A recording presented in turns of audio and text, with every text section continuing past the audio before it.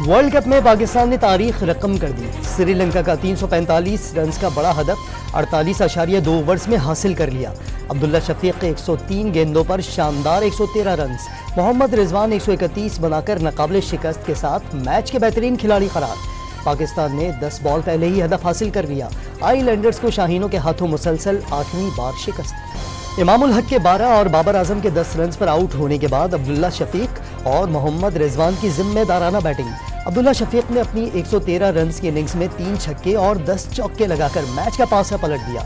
मायूसी का शिकार शायकीन को न सिर्फ मैच की उम्मीद दिलाई बल्कि मैच जीत कर दिखा दिया। इफ्तिखार अहमद ने तेज 22 रन्स बनाकर शायकीन के दिल जीत लिए। सऊद शकील ने 31 रन्स बनाए। कप्तान बाबर आजम ने श्रीलंका के खिलाफ जीत का क्रेडिट मोहम्मद रिजवान और अब्दुल्ला शफीक को दे दिया। दोनों दबाव के बावजूद बहुत अच्छा खेले। कप्तान का खिराज तहसीन मोहम्मद रिजवान ने आज की जीत खास करार दी। 44 काफ़ी अच्छा टारगेट दिया था, टफ टारगेट था श्रीलंका की तरफ से, बट इन्होंने बैटिंग अच्छी की जिसकी बेस पे आज मैच जीते हैं। बहुत अच्छी बैटिंग की है पाकिस्तान ने श्रीलंका के खिलाफ। तो अब्दुल्ला शफीक ने सेंचुरी की है, रिजवान ने सेंचुरी की है। इंशाल्लाह वर्ल्ड कप हम ही जीतेंगे, इंशाल्लाह दुआएं हैं हमारी उसके साथ, पाकिस्तान के साथ। पाकिस्तान टीम की शानदार कामयाबी पर शायकीन क्रिकेट खुशी से निहाल। वर्ल्ड कप टाइटल जीतने की उम्मीद लगा ली। वर्ल्ड कप के दिफाई चैंपियन इंग्लैंड ने बांग्लादेश को 137 रन से शिकस्त दे दी। बंगाल टाइगर्स 364 रन हदफ के ताक़ुब में 227 रन पर ढेर। सुप्रीम कोर्ट में प्रैक्टिस एंड प्रोसीजर एक्ट के खिलाफ दायर दरखास्तों पर मुसलसल दूसरे रोज भी फुल कोर्ट समाप्त। आइन ने यह क्यों कहा कि अदलिया, एग्जीक्यूटिव और मुकदमा अलग अलग हैं? क्या ये एक्ट सुप्रीम कोर्ट के अंदरूनी उमूर में मुदाखलत है या नहीं? जस्टिस एजाजुल अहसन का इस्तफसार। एक्ट को सुप्रीम कोर्ट के अंदरूनी उमूर में मुदाखलत के तौर पर नहीं देख सकते। पार्लियामेंट ऐसी कानून साजी नहीं कर सकती जो सुप्रीम कोर्ट को अपने रूल्स बनाने से रोके। MQM वकील फैसल सिद्दीकी का जवाब। आप ये कह सकते हैं कि अगर सुप्रीम कोर्ट में मुदाखलत भी हुई तो अच्छी हुई। कई साल केस न लगे और जज कह दें हमारी मर्जी, हम किसको जवाब दे नहीं। हर इदारा अपना एहतसाब करे, इससे पहले कि कोई और करे। चीफ जस्टिस काजी फाइज ईसा का वकील फैसल सिद्दीकी से मुकालमा।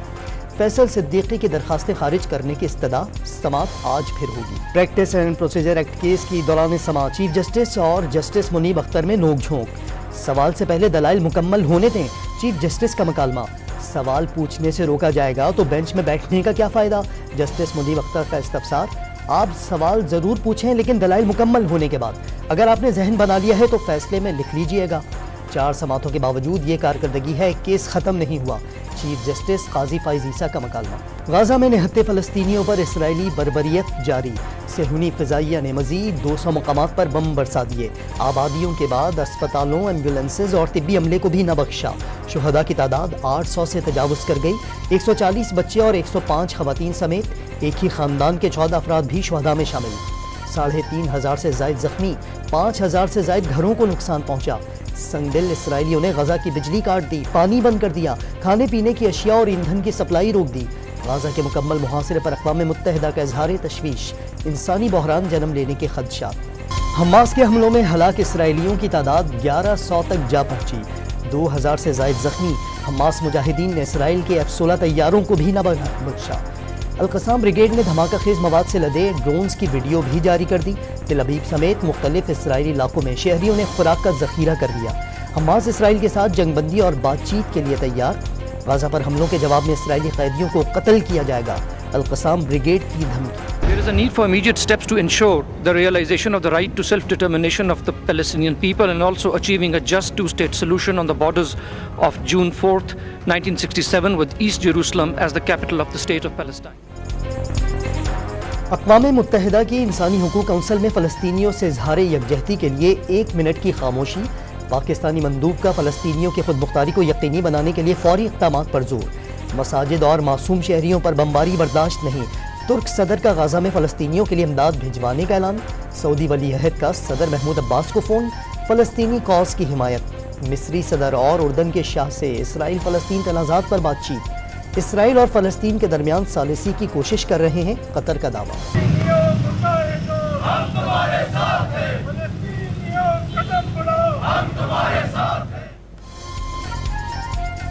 मुजफ्फराबाद आज़ाद कश्मीर में फ़लस्तीन पर इसराइली जारहत के खिलाफ सियाह झंडे उठाए एहतजाजी रैली। मुजाहिरीन का इसराइली हमले बंद करने और फ़लस्तीन आज़ाद करने के नारे। حیدرآباد میں جماعت اسلامی کے کارکنوں کا مظلوم فلسطینیوں سے یکجہتی کا اظہار، عالمی برادری سے تنازع حل کرانے کا مطالبہ۔ نواز شریف کی وطن واپسی کی تیاریاں، آج لندن سے عمرے کے لیے حجاز مقدس کے لیے اڑان بھریں گے۔ عرفان صدیقی نے سعودی عرب میں اعلیٰ حکام سے ملاقاتوں کی تردید کر دی۔ نون لیگی قائد کے وطن واپسی سے پہلے قطر اور چین کے دورے کی افواہیں بھی مسترد۔ سابق وزیر اعظم سعودی عرب سے دبئی اور 21 اکتوبر کو خصوصی طیارے سے پاکستان روانہ ہوں گے۔ لاہور میں نون لیگی قائد کے استقبال کی تیاریاں، ورکرز کنونشن اور جلسے منسوخ کر دیے گئے۔ ساری توجہ 21 اکتوبر کو مینار پاکستان کے جلسے پر مرکوز کی جائے گی۔ مریم نواز نے پالیسی بتا دی۔ رانا ثناء اللہ نے 8 اکتوبر کا جلسہ نواز شریف کے استقبال کا ٹریلر قرار دے دیا۔ پختونوں اور بلوچوں کو شناخت دلائی، تمام اکائیوں کو حقوق دلائیں گے۔ آصف زرداری کا ٹنڈو الحیار میں کارکنوں سے خطاب، قائد عوام ذوالفقار علی بھٹو کا مشن پورا کرنے کا عزم۔ مولانا فضل الرحمان کا ایک بار پھر عام انتخابات کے لیے یکساں ماحول فراہم کرنے کا مطالبہ۔ الیکشن تو ہوں گے ہی ہوں گے، چاہیں کل کروا لیں، JUI تیار ہے۔ جنوری میں شدید سردی کے باعث شمالی علاقوں سے نقل مکانی کرنے والے ووٹر ووٹ کے حق سے محروم رہ جائیں گے۔ سربراہ JUI نے خدشات کا اظہار کر دیا۔ صدر عارف علوی سے سابق وفاقی وزیر محمد علی درانی کی ایک اور ملاقات، تمام سیاسی جماعتوں کو یکساں مواقع ملنے چاہیے، تلخیاں ختم، تعاون اور درگزر کا راستہ نکلنا چاہیے۔ عوام اپنے پسند کے لیڈر منتخب نہ کر سکے تو جمہوریت بے معنی ہو جاتی ہے۔ عارف علوی کی گفتگو، عام انتخابات آزادانہ، منصفانہ، شفاف اور جامع ہونے پر زور۔ کوئٹہ میں نگراں وزیر اعظم کی زیر صدارت اپیکس کمیٹی کا اجلاس، نگراں وزیر اعلیٰ بلوچستان، آرمی چیف اور کور کمانڈر صدرن کمانڈ بھی شریک۔ شرکا کو نظر ثانی شدہ نیشنل ایکشن پلان سے آگاہ کیا گیا۔ سیکیورٹی اداروں کی منشیات اور اسمگلنگ کے خلاف آپریشن پر بھی بریفنگ۔ انوار الحق کاکڑ نے بلوچستان میں امن اور ترقی کے لیے سماجی اور اقتصادی ترقی ضروری قرار دے دی۔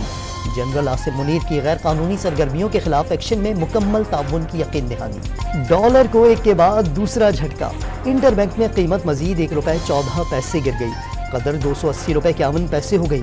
اوپن مارکیٹ میں 50 پیسے کمی کے بعد ڈالر 280 روپے کا ہو گیا۔